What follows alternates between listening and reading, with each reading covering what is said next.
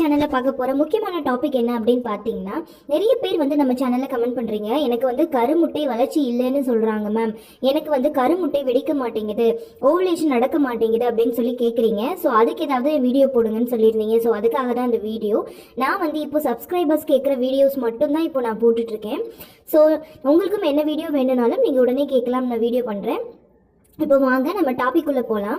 இப்போ பார்த்தீங்கன்னா, நான் ஆல்ரெடி நம்ம சேனலில் வந்து சீட் சைக்கிளிங் அப்படிங்கிற ஒரு மெத்தட் போட்டிருந்தேன். ஸோ அது நீங்கள் ஃபாலோ பண்ணாலுமே வந்து உங்களுக்கு கருமுட்டை குவாலிட்டி வந்து இன்க்ரீஸ் ஆகும், நல்ல வளர்ச்சி அடையும்.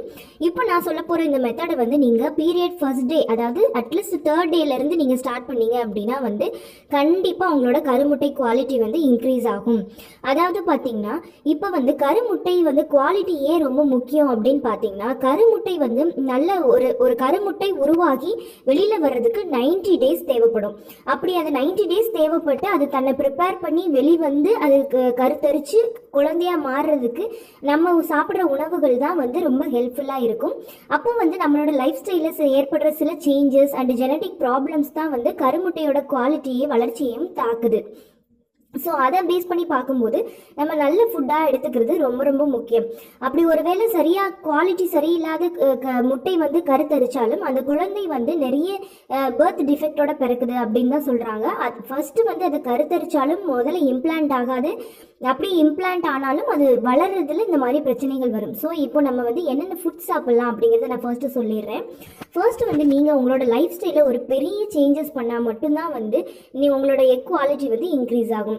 ஏன்னா வந்து ஒரு முட்டை நான் சொன்ன மாதிரி 90 நாள் வந்து ப்ரிப்பேர் ஆகி வரும்போது நம்ம வந்து அந்த டைமில் பண்ணுற சில தப்புகள்னால வந்து உங்களோட குவாலிட்டி ரொம்பவே குறையும்.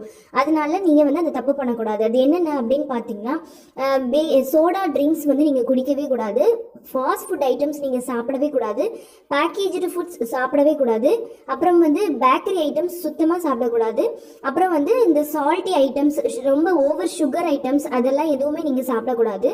அப்புறம் வந்து இன்னொரு விஷயம் என்ன அப்படின்னு பார்த்தீங்கன்னா, இந்த சிப்ஸு அந்த மாதிரி ரொம்ப நாள் வந்து ப்ரிசர்வேட்டிவ்ஸ் யூஸ் பண்ணி பண்ணுற ஃபுட்டு எதுவுமே நீங்கள் எடுத்துக்கக்கூடாது. இது வந்து ஃபர்ஸ்ட் வந்து நான் எல்லாத்துக்குமே சொல்லிக்க வேண்டிய ஒரு விஷயம்.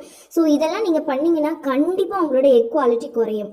ஓகே, இப்போ வந்து நீங்கள் என்ன சாப்பிட்டா இன்க்ரீஸ் ஆகும் அப்படின்னு பார்த்தீங்கன்னா, அவகேடோ. அதாவது இந்த பிக்சரில் இருக்க பார்த்தீங்கன்னா தெரியும். இந்த அவகேடோ வந்து நீங்கள் சாப்பிட்டீங்க அப்படின்னா வந்து உங்களோட எக் குவாலிட்டி ரொம்பவே இன்க்ரீஸ் ஆகும். அதுக்கு முன்னாடி இன்னொரு விஷயம் சொல்ல மறந்துட்டேன். நீங்கள் வந்து ரெயின்போ டயட் அப்படின்னு சொல்லுவாங்க. அதாவது ரெயின்போவில் எப்படி 7 நிறங்கள் இருக்கோ அது மாதிரி அந்த 7 நிறங்களையும் இருக்கிற காய்கறிகள் அண்ட் ஃப்ரூட்ஸ் வந்து நீங்கள் அதிகமாக சாப்பிடணும். ஸோ அந்த ரெயின்போ டயட்டை வந்து நீங்கள் கண்டிப்பாக ஃபாலோ பண்ணீங்க அப்படின்னா நிச்சயமாக உங்களுக்கு வந்து கருமுட்டையில் குவாலிட்டி இன்க்ரீஸ் ஆகும். இந்த அவகேடோவில் இருக்கிற மோனோ அன்சாச்சுரேட்டட் ஃபேட்ஸ் வந்து உங்களோட எக் குவாலிட்டியை வந்து கண்டிப்பாக இன்க்ரீஸ் பண்ணி கொடுக்கும். அடுத்து வந்து நீங்கள் சாப்பிட வேண்டிய முக்கியமான ஃபுட் என்ன அப்படின்னு பார்த்தீங்கன்னா, உங்கள் ஓவலேஷன் டைம் பக்கத்தில் வந்துருச்சு அப்படின்னா உங்களோட பீரியட்ஸ் முடிஞ்சதுலேருந்து நீங்கள் வந்து பீன்ஸ் அதிகமாக வீட்டில் வந்து வாங்கி பீன்ஸ் வந்து நீங்கள் பொரியல் பண்ணி சாப்பிடுங்க. அதுக்கப்புறம் வந்து பயிர் வகைகள் நிறைய சாப்பிடுங்க. அதாவது இப்போ பச்சை பயிர் இருக்குன்னா அதை வந்து நல்லா முளைக்கட்டை வச்சு அதை குக் பண்ணி மார்னிங் அதை மட்டுமே பிரேக்ஃபாஸ்ட்டாக எடுத்துக்கிறது, சுண்டலை வந்து முளைக்கட்டை வச்சு சாப்பிட்றது. ஸோ அந்த மாதிரி பயிர் வகைகள் வந்து நீங்கள் நிறைய எடுத்துக்கணும். ஸோ அந்த மாதிரி எடுத்துக்கிட்டாலும் ஏன் வந்து பார்த்தீங்கன்னா, உங்களுக்கு வந்து அயன் டெஃபிஷியன்சி கம்மியாக இருந்தாலோ இல்லைன்னா விட்டமின் பி காம்ப்ளெக்ஸ் கம்மியாக இருந்தாலோ உங்களோட எக் குவாலிட்டி வந்து குறைய சான்சஸ் இருக்கு. ஸோ அது எல்லாமே இதில் ரொம்ப அதிகமாக இருக்கிறதுனால நீங்கள் இது ரெண்டையும் கண்டிப்பாக எடுத்துக்கிறது ரொம்ப அவசியம். அடுத்து வந்து என்ன சாப்பிடணும் அப்படின்னு பார்த்தீங்கன்னா, நீங்கள் வந்து பர்டிகுலராக வெறும் பாதாம் அந்த மாதிரி சாப்பிடாம பம்கின் சீட்ஸ், பாதாம், அப்புறம் வந்து முந்திரி, வால்நட், அப்புறம் பிரேசில் நட்ஸ்ன்னு சொல்லுவாங்க, அதெல்லாம் ரொம்ப ரொம்ப நல்லது.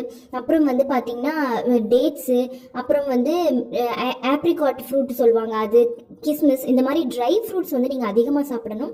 ஏன்னா வந்து இது வந்து உங்கள் எக்கில் வந்து குரோமோசோமல் அப்நார்மலிட்டி இருந்துச்சு அப்படின்னா அதோட குவாலிட்டி கம்மியாகும். பட் நீங்கள் இதெல்லாம் சாப்பிட்டீங்கன்னா உங்கள் எக்கு வந்து நல்ல குரோமோசோம்ஸ் நல்லா டெவலப் ஆகி குவாலிட்டியாக இருக்கும். ஏன்னா வந்து பார்த்தீங்கன்னா இதில் நிறைய ஆன்டி ஆக்சிடென்ட்ஸ், மினரல்ஸ், விட்டமின்ஸ், அப்புறம் வந்து ப்ரோட்டீன்ஸ் இதெல்லாமே இருக்கிறதுனால உங்களோட எக்கு வந்து நல்ல குவாலிட்டியாக வரும். அடுத்து நீங்கள் சாப்பிட வேண்டிய முக்கியமான பொருள் என்னென்னா வெள்ளை எள்ளு கருப்பு எள்ளு. ஆக்சுவலாக நான் திரும்பியும் சொல்கிறேன், நம்ம வீடியோவில் போட்டிருக்க சீட் சைக்கிளிங்கில் வந்து இந்த வெள்ளை எள் கருப்பு எள் சாப்பிட்றதுக்கு உண்டான இதுவும் நான் சொல்லியிருக்கேன். ஸோ அதையும் நீங்கள் ஃபாலோ பண்ணுறதா இருந்தால் கண்டிப்பாக ஃபாலோ பண்ணலாம்.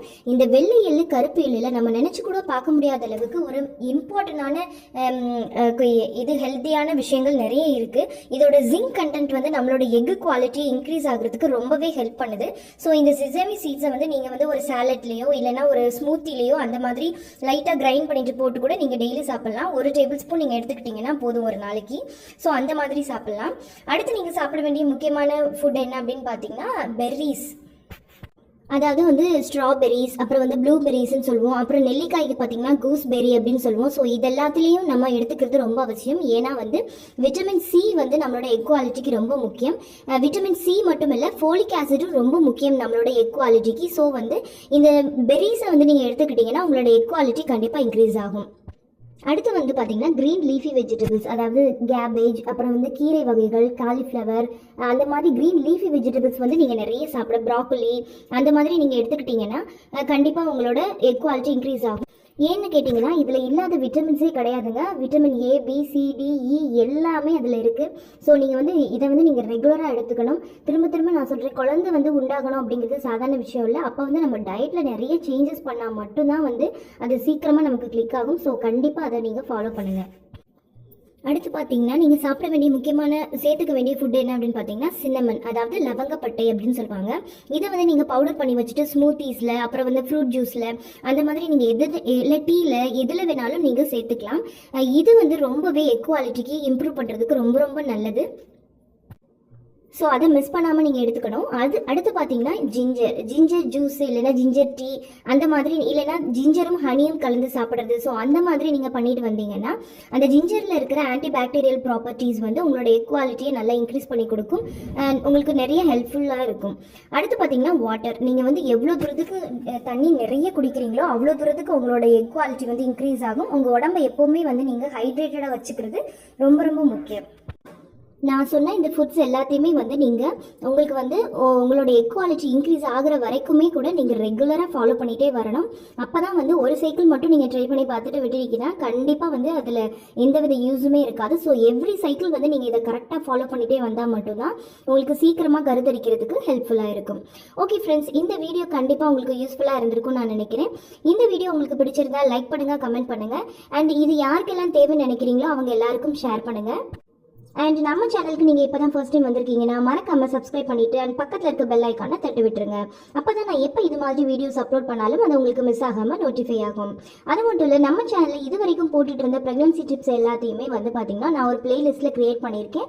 அதோட லிங்க் நான் டிஸ்கிரிப்ஷனில் கொடுக்குறேன். ஸோ பார்க்காதவங்க யாராவது இருந்தீங்கன்னா மிஸ் பண்ணாமல் போய் பாருங்கள், உங்களுக்கு கண்டிப்பாக யூஸ்ஃபுல்லாக இருக்கும்.